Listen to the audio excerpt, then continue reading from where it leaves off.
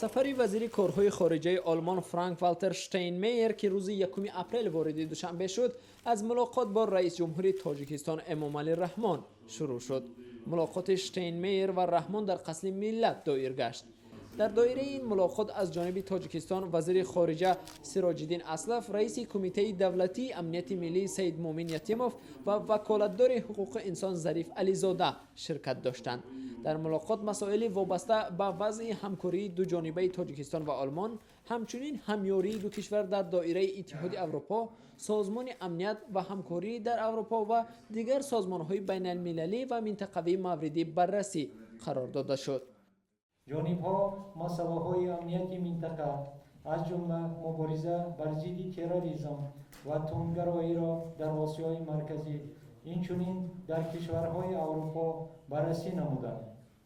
تاکید گشت که تاجیکستان و آلمان با تهدیدهای همسانی امنیتی از جمله به تروریسم بین المللی، تندگرایی، گردش غیر قانونی مواد مخدر و جنایتکاری متشکل فراملی روبرو گشتند.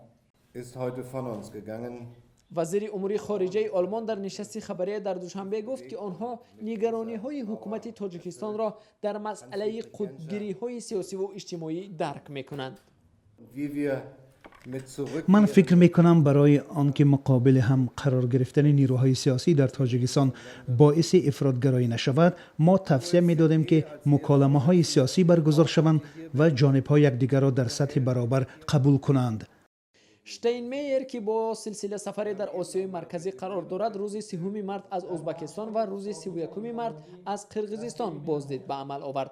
در جریان سفرش به تاجیکستان، شتاینمایر را یک هیئت بزرگ با شمول وکیلان بوندستاگ، یک گروه تقریبا 10 نفری از اهل علم و فرهنگ و هم گروهی از صاحبکاران آلمان از جمله نمایندگان شرکت‌های شناخته شده همراهی می‌کنند. بنابر آمار رسمی آلمان، در سال 2015 به تاجیکستان به قدر 45 میلیون یورو و تاجیکستان به آلمان در حجم 1.8 میلیون یورو مال صادر کردند.